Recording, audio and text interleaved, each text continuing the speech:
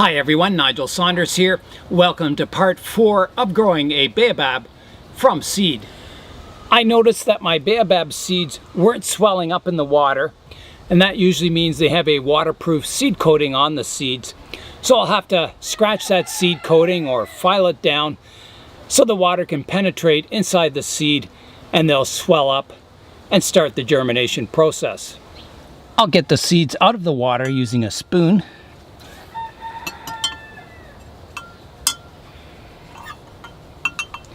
So they look exactly the same as when I put them in. They're still hard, so we'll get them all out.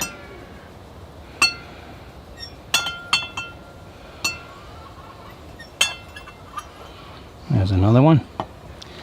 The part of the seed that you want to scratch is the outer curve right here, not the inside here. So the smooth outer shape of the C shape is where you want to scratch the coating. I've read that the outer part of the seed is quite tough, so I'm going to use a little saw to try and make an incision along the outer part of the seed. So here I go. And you're just supposed to go down until you see the white of the inner part of the seed. And it is quite hard.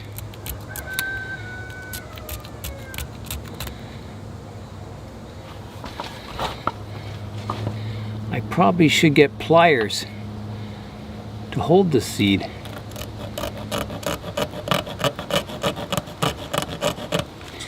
Yeah, it's a really tough outer layer.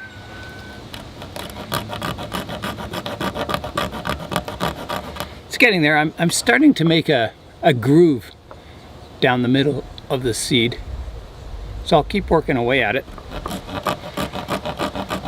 Okay, that's got it open now. You can see some of the white on the inside of the seed here. So I'll put that in water and we'll see if it swells up. So here I go. Just like that. So I'll do the 4 remaining seeds and soak them for 48 hours and see if they've swollen up. My seeds are all prepped and ready to go back in the greenhouse. There's the cute little bunny. Yeah. It's early in the morning and the baobab seeds have been almost soaking for 48 hours. Let's go in the greenhouse and have a look at them. The seeds are right over here. Here they are, and they definitely look larger. So later today I'll be peeling the outer shell off and putting them in a paper towel. So we'll see how that goes.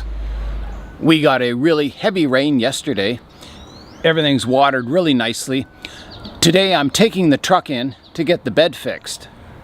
I've got my list all ready and written out. 1 is to weld up the holes in the driver's side floor.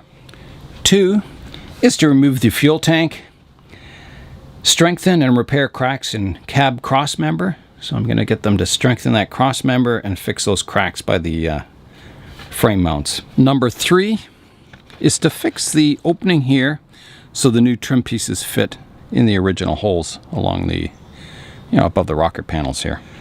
Number 4 is to raise the back of the cab so it lines up with the front of the bed. Number 5 is to raise the back of the bed so it's in line with the line running down the truck. So it's sloping a little downhill, gotta tweak it up a bit. 6 is to repair the tailgate, fix it all up so it's nice and strong. It doesn't have to look pretty. I think these holes are fine, but definitely these ones, they're right near the hinges here. That's all coming apart, so that's got to be fixed. Number 7 is to strengthen the bed so that all the sides are parallel here. You can see that gap's larger at the top and it tapers down. This side's good because I have that threaded rod kind of squeezing the sides of the bed together. But there's all kinds of rust holes. If you look at the base of the wheel arch, it's all rotted away. I mean, it's not too bad, but definitely could do some repair work. There's a big hole there. Yeah, so strengthen that all up so it's nice and strong. Number 8, there's a big hole in the floor where the clutch linkage goes through from the interior to the exterior of the truck. So I'm going to get a piece welded in there to close that hole up, and then I'll put like a rubber grommet or something, so I don't have all that outside air coming inside the cab. Number 9 is to paint the underside of the bed red. So right now, everything's painted under there except the underside of the bed. It's just all kind of loose surface rust and that. So scrape that down, prime and paint it the regal red. I'm all ready to head off to A&A Automotive to get the truck fixed. So let's go. All right, here we go. Cold start this morning. 1, 2, 3 pumps of gas. Here we go. Aha.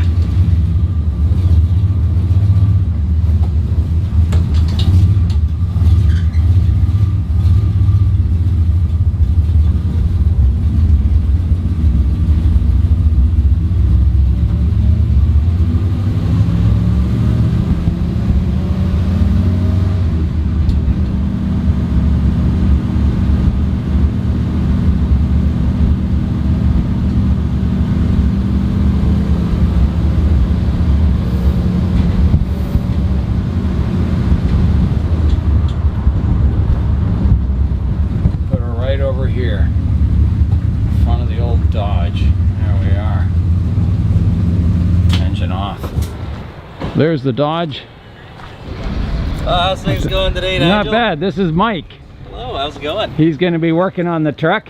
Oh yeah. We saw him in another video. All right. Sweet deals. Do you want to drive it or do you want me to drive it? Oh, you can drive it over. All right. I got the old Cadillac. I can. Oh, okay. Okay. All right. So we're heading over to the new shop now. I haven't seen it yet. Should be kind of exciting. Yep, that's perfect. Okay, here's the new shop. It's wow, look at it.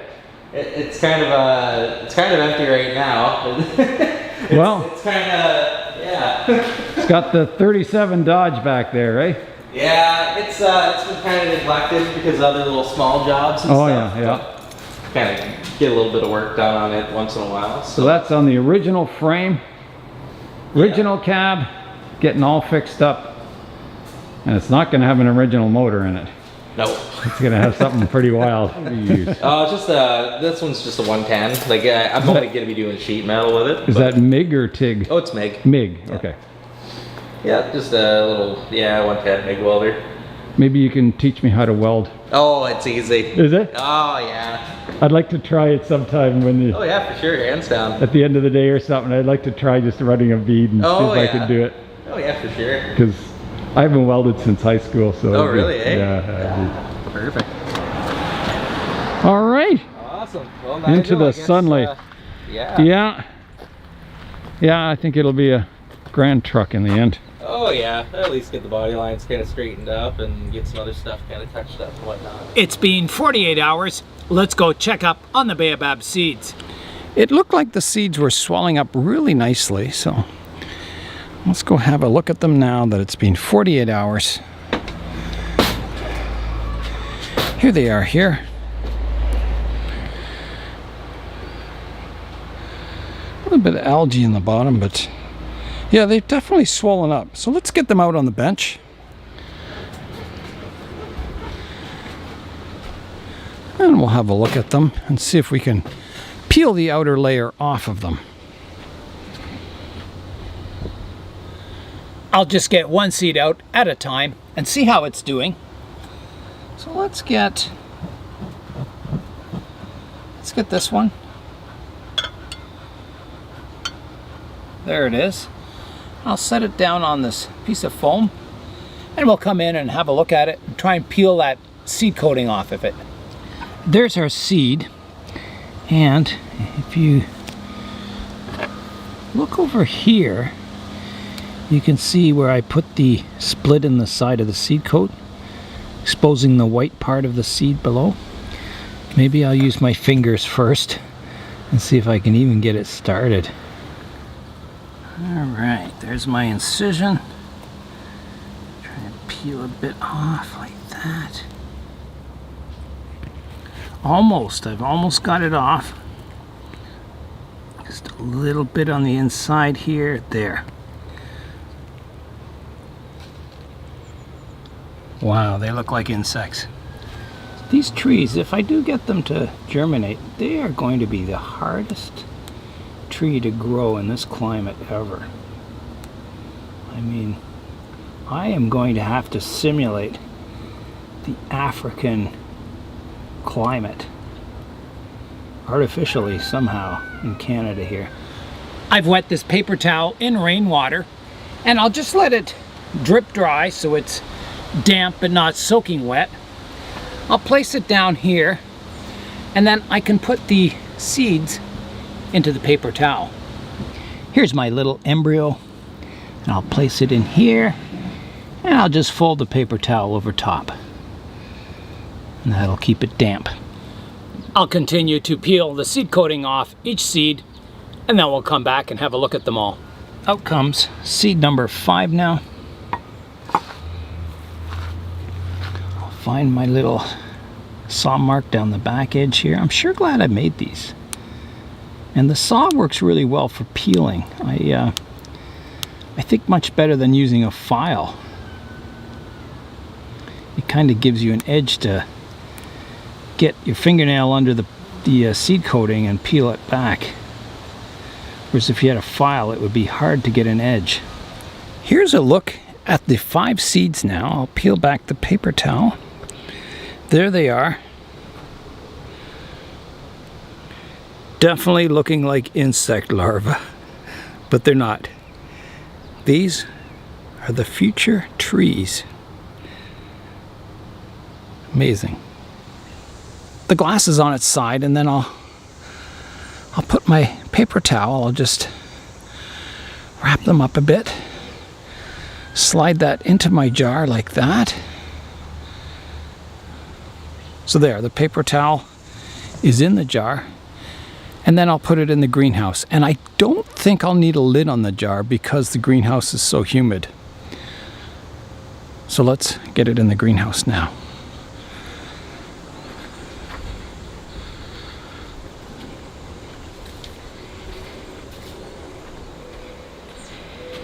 And I'll check it every now and then to make sure the paper towel isn't drying out totally.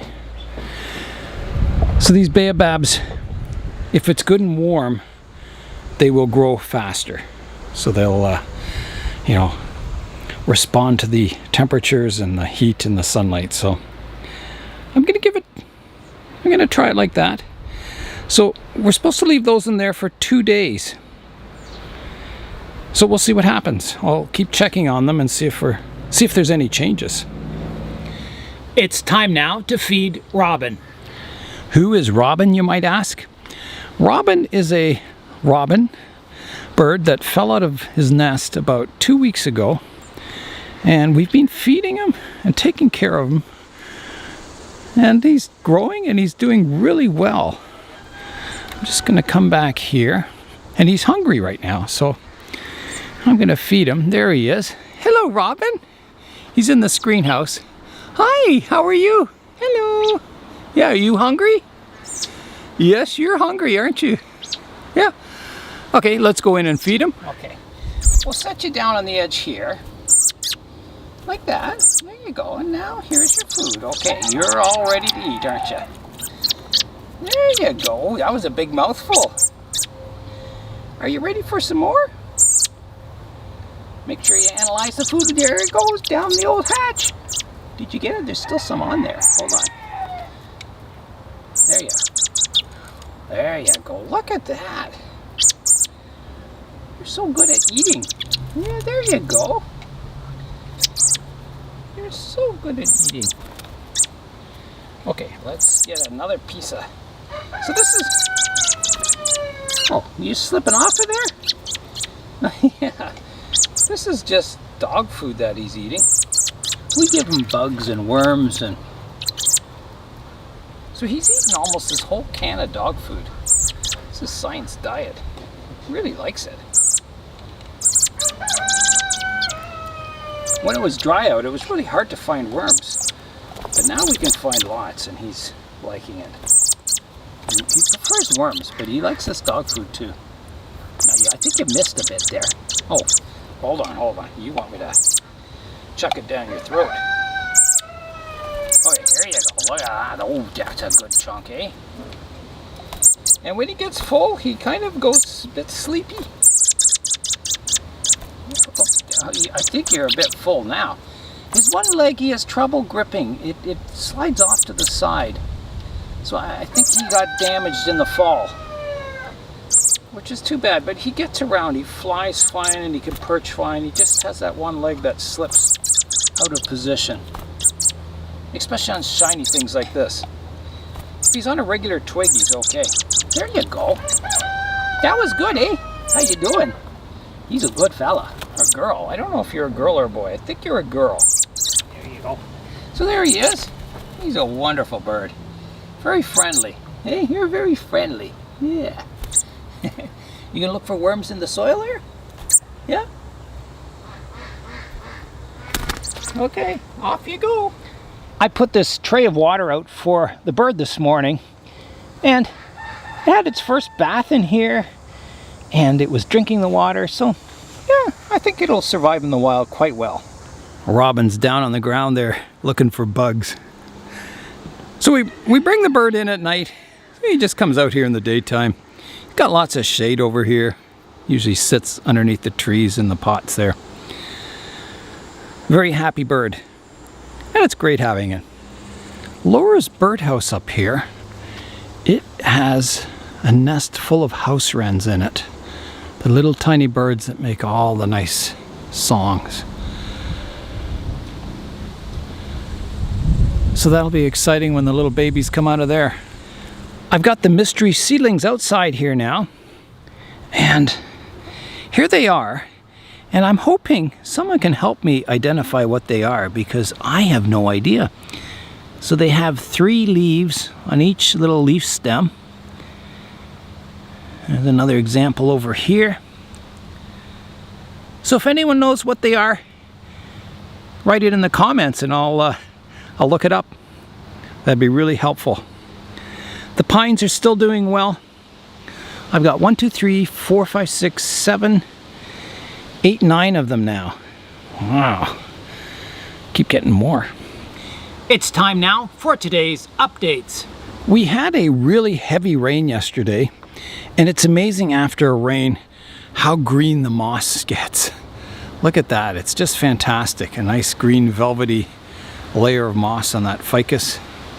My ficus microcarpa from seed is getting all kinds of new aerial roots down at the root base there, so I keep misting them like that, keeping them moist so they'll develop.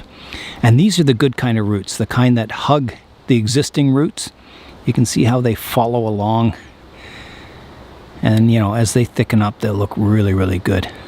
They look good now, but those are the kind you want, that follow along the trunk or the roots. Yeah, those are good roots. And good moss. The moss on my bird's nest spruce has really greened up nicely. The moss on my Austrian pine has also greened up really nicely. And it was quite humid after the rain. I think that helps green up the moss. Julian's bougainvillea is looking really beautiful. It's in flower. Amazing color to the flowers. Fantastic. And its moss greened up also. The moss on the Scots pine over here greened up nicely. The moss on the larch forest, if you can see it, it's kind of dark in there. It greened up nicely. My hibiscus bonsai, the moss really greened up nicely on it. You can see the root base down there. And it's getting flower buds. If we look up here, there's a flower bud there. Where was it? Over here. There's a big flower bud there, and there's another one over on the other side. Actually, there's 2 there. So there's 3 on that tip. So 3, 4.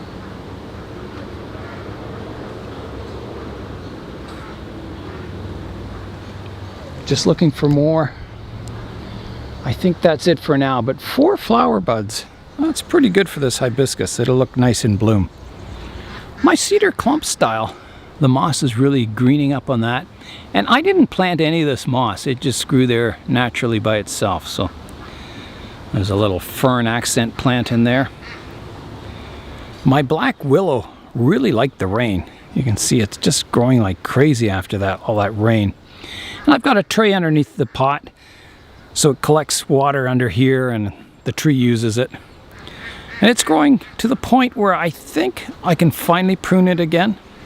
I've been searching on my small leaf linden tree for those Japanese beetles. And last night I found 2 more on a branch. But the number is definitely dropping off. I don't see any on it now. I just keep inspecting it and taking them off. So it looks like it's, starting to grow again, which is good. I've got my Avatar Grove over here in the studio and I'm looking at it. My idea for this forest was to have multi-layers of trunks on this hillside. So I'd have maybe some at the bottom of the hill, some halfway up, some near the top, and some even higher towards the back. So I don't know if I really have that at the moment. I may have to look at the planting and make some changes, but yeah, it's far from being, done, this planting.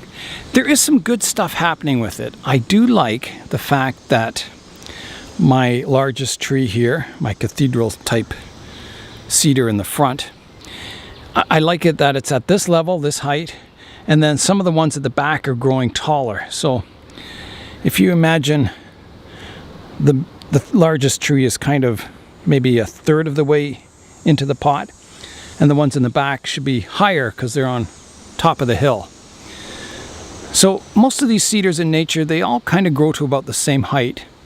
And then from there, they just start thickening up. So I'm growing those ones all in the back there taller to give that staggered look like everything's on a hillside.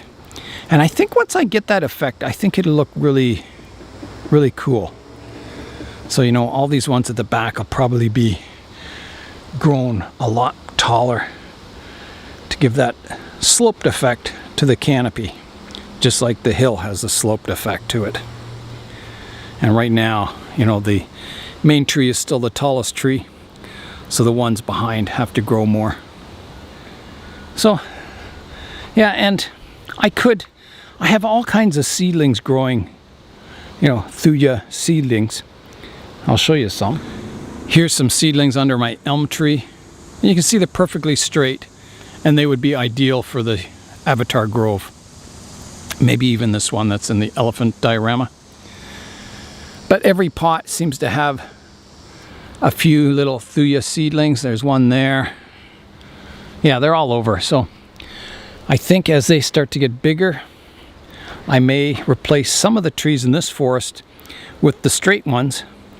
And then these ones, some of the twistier ones, can maybe go in their own pot and be their own bonsai. I hope I have my Baobab seeds off to a good start. That's all for today. I'm Nigel Saunders. Thanks for joining me in the Bonsai Zone.